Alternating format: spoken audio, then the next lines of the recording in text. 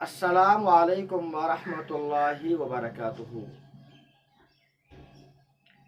قربانی کرنے کے لیے، قربانی کے صحیح ہونے کے لیے ایک شرط یہ بھی ہے کہ ہم جس جانور کو قربان کر رہے ہیں، شریعت نے جو عمر رکھی ہے اس جانور نے اس عمر کو مکمل کیا ہو۔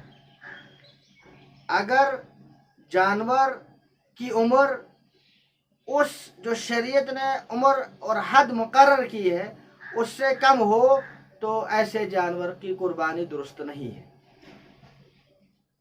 مثلا شریعت نے جو اونٹ ہے اس کے لیے 5 سال مقرر کیے، بھینس ہے، گائے ہے یا بیل ہے تو اس کے لیے کم سے کم 2 سال یا 2 سال کا زیادہ، 2 سال سے زیادہ کا ہو۔ اور جو بکری ہے تو اس کے لیے کم سے کم 1 سال۔ اگر 1 سال سے کم بکری ہو یا بیل، گائے اور بھینس 2 سال سے کم ہو یا اونٹ 5 سال سے کم عمر کا ہو تو ایسے جانوروں کی قربانی درست نہیں ہے۔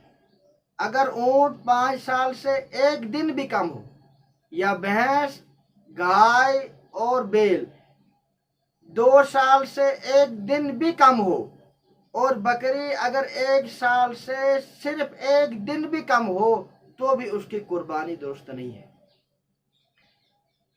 البتہ جو بھیڑ یا دمبا ہے اس کے لیے شریعت نے 1 سال مقرر کیا ہے، یعنی کم سے کم 1 سال کا ہونا چاہیے۔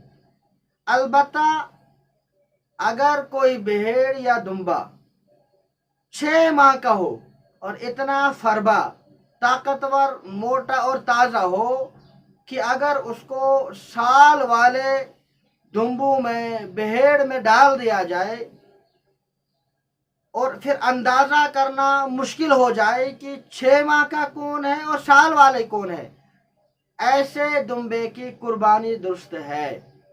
یہ جو 6 مہینے کا ہونا چاہیے اور وہ موٹا، تازہ ہو، وہ تگڑا ہو، فربا ہو، تب اس کی قربانی درست ہے۔ یہ صرف اور صرف دمبے اور بھیڑ میں، بکری کے اندر اگر 1 سال سے 1 دن بھی کم ہو یا جو بڑا جانور ہے اس میں 2 سال سے 1 دن بھی کم ہو یا جو اونٹ ہے اگر 5 سال سے 1 دن بھی کم ہو اس کی قربانی درست نہیں ہے۔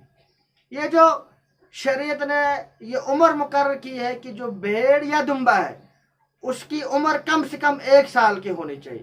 یہ اگر 1 سال کا تو نہیں ہے لیکن 6 مہینے کا، وہ اتنا طاقتور اور فربا ہے، وہ لگتا ہے کہ وہ سال کا ہے، تو ایسے دمبے کی قربانی یا ایسے بھیڑ کی قربانی جائز ہے۔